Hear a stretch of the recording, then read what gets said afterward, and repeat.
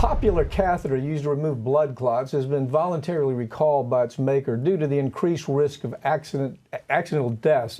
I don't know that they're accidental anymore. This company's known plenty about this. I have Becca Timmons with me, who's handling these cases.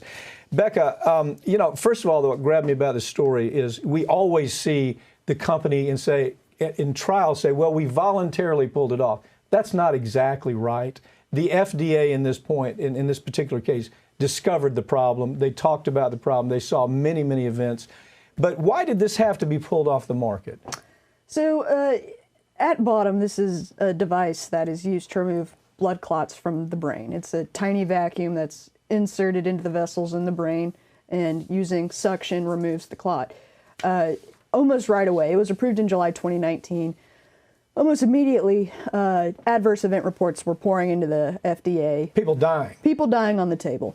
Essentially, when the catheter is inside the vessel in the brain, it would expand rapidly and violently, causing the blood vessel to rupture, resulting in massive hemorrhage and death. Well, actually, the tip of the device would actually break off, and it would actually cause the vessel to erupt also. There are several problems with this. And the point is that the most bothersome thing about this is that they've got other things they can use for ischemic stroke. I mean, ischemic stroke. You've got many things that can be done besides this device. This device was a jazzy new thing to sell, wasn't it? Right. The treatment options were either TPA, which is a clot-busting drug that's injected into the vessel by your interventional radiologist, and then the mechanical thrombectomy using a stent retrieval system was sort of the standard. And then in 2007, this company, Penumbra, developed this aspiration thrombectomy technique, and there was a consensus emerging that this was the superior method, and the company decided to capitalize further on this success, and this was the 8th generation device, and obviously it has some very horrendous defects. Well, but it's particularly for the ischemic stroke, is that right? That's typically where they're going to use it? Right, this is indicated in cases of ischemic stroke. So this is the same company, though, that my memory is they had problems with another device that they were also involved with at some point, where that device was also causing death. That was a few years ago. And so they're back into the market. They're trying to make it sound like, well, we pulled it out voluntarily. Here's what they knew. They knew they had 18 deaths.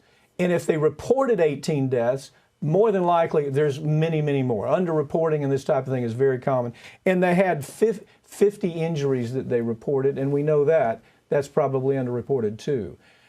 So pick up with the idea with somebody presents with ischemic stroke, it's not like you have to have this to live. This is not a necessary medical device, is it? Right, there are other treatment options available. This was kind of the cutting edge, vanguard protocol that was just recently emerging in the last 15 or so years, but there are several other treatment options available. Well, what did the FDA do when people started dying, when the injuries started showing up? Did they take immediate action, or did they lag behind like they usually do, sometimes for years before they go, oh, well, God, maybe we ought to say something or do something?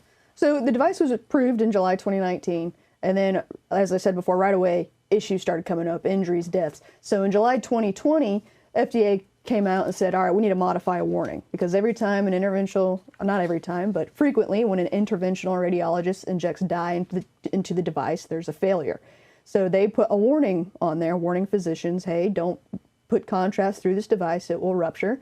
So that was in July 2020.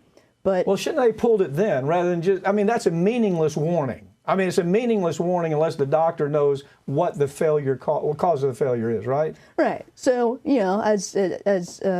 as we saw after that warning came out, these events continued to happen. And it wasn't until nearly 6 months later that FDA said, all right, enough is enough. They pulled the device. Okay, this is Penumbra, right? Right. The company's Penumbra.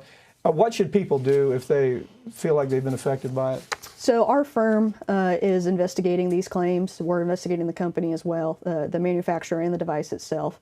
So if someone believes that they or a loved one were injured during aspiration thrombectomy using this device, they should reach out to an attorney. We're evaluating these cases and to see if there's a viable option to litigate and potentially recover for these people. Yeah, you're looking at the cover-up too, aren't you? You're looking at Penumbra's cover-up. I think is going to be a vital part of the case. I think fact discovery is going to be very interesting in this case. Yeah. Becca, thank you for joining me, okay? Absolutely. Thank you.